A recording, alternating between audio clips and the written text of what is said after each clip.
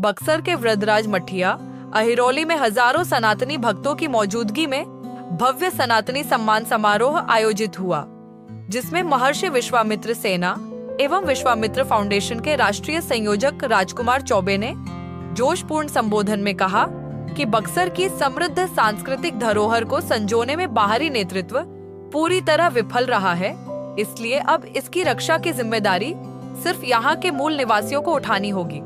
उन्होंने संकल्प लिया कि विश्वामित्र सेना बक्सर और सनातन संस्कृति के उत्थान के लिए संघर्ष जारी रखेगी। समारोह में समाज के प्रतिष्ठित सनातनी व्यक्तित्वों को सम्मानित किया गया और इस ऐतिहासिक आयोजन में श्री श्री 1008 मधुसूदनाचार्य जी महाराज, रंगनाथ द्विवेदी, अशोक उपाध्याय, मोहित बाबा सहित अनेक संत महंतों और हजारों सनातनी श्रद्धालुओं ने भाग लिया।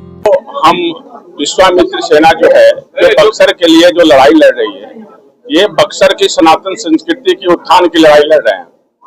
यहाँ पे बक्सर का इतिहास जो है बहुत पुराना है, त्रेता युग से पहले का इतिहास है, जहाँ पे प्रभु श्री राम का कर्म स्थली है, विश्वामित्र की नगरी है ये, और माता अहिल्या का यही उद्धार हुआ था, और गौतम ऋषि की भी यह नगरी है। मैं बक्सर का सबसे बड़ा लड़ाई यह है कि आखिर इतना होने के बावजूद भी बक्सर इतना पिछड़ा हुआ क्यों? बक्सर जिस चीज के लिए जाना जाता है, बक्सर किस चीज के लिए जाना जाता है? सनातन संस्कृति के लिए जाना जाता है। इसका मेन जो है सनातन संस्कृति है, और ये आज तक उपेक्षित है। इसका उपेक्षित होने का कारण क्या है? इसलिए है कि यहाँ के जो भी लोग आए, नेतृत्व करने वाले आए, जो भी लोग यहाँ पे आए, ये उस बक्सर की विरासत को आगे लेके नहीं जा पाए और न बता पाए। आज हम लोग इसलिए लड़ाई रह रहे हैं कि बाहर के लोग आएंगे तो बक्सर में विश्वामित्र की नगरी को क्या दिखाएंगे? ना यहाँ कोई उनका स्थान है, ना वहाँ कोई आश्रम है, ना वहाँ कुछ साक्ष्य बचा हुआ है। तो मैं ये लड़ाई लड़ रहा हूँ कि यहाँ पे विश्वामित्र कॉरिडोर बने, विश्वामित्र की तपोभूमि है, और यहाँ जितना हमारा बक्सर का सनातन से जुड़ा हुआ चीज है, जितना धरोहर है बक्सर का, वो सारा चीज एक जगह दिखाएं। अब बाकी जहाँ जहाँ जो आज माता अहिल्या के धाम हमारा परम सौभाग्य है, और आप लोगों का भी है कि आप यहाँ पे आए। ये माता अहिल्या का वही धाम है जहाँ उनका उद्धार हुआ था, जहाँ पे विश्वामित्र जी आए थे और उनके चरण कमलों से माता का उद्धार हुआ था। ये इतना पवित्र भूमि है, वामन अवतार हुआ यहाँ पे।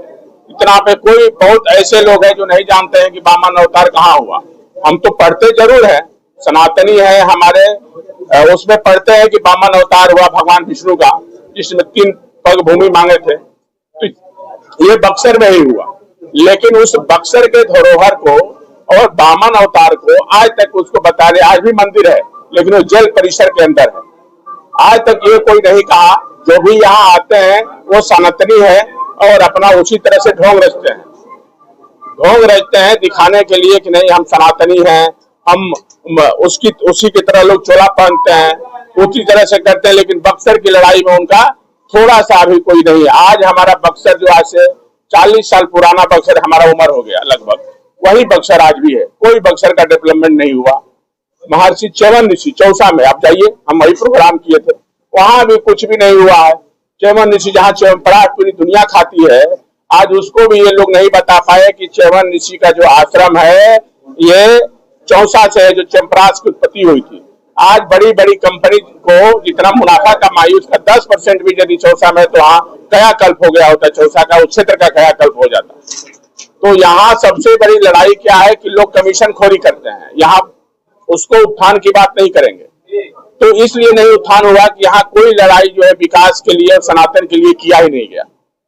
अरे भाई, हमारा जिस चीज के लिए जाना जाता है वही चीज का डेवलपमेंट हो जाएगा तो पर्यटन का कितना बढ़ावा मिलेगा। आज पर्यटन का इतना बढ़ावा मिलेगा कि हमारा शाहाबाद जिला का 50% लोगों का रोजगार मिल जाएगा, कोई बाहर नहीं जाएगा। इतनी बड़ी बक्सर की सनातन संस्कृति है और विश्वामित्र की नगरी की। इसलिए ये हमारी लड़ाई और मुहिम लेके चल रहे हैं। ये हमारी मुहिम जो है अभी फिर राजधानी पटना में होने जा रहा है, उसके बाद ये दिल्ली तक जाएगी। ये लड़ाई राजधानी पटना और ये दिल्ली तक लेके जाएंगे। ये हमारी मुख्य रूप से ये लड़ाई जो है सनातन संस्कृति उत्थान बक्सर की है, जो सनातन संस्कृति के खत्म कर दिया गया, उसकी मैं लड़ाई लड़ रहा हूं। बक्सर की सनातन संस्कृति को खत्म कर दिया गया।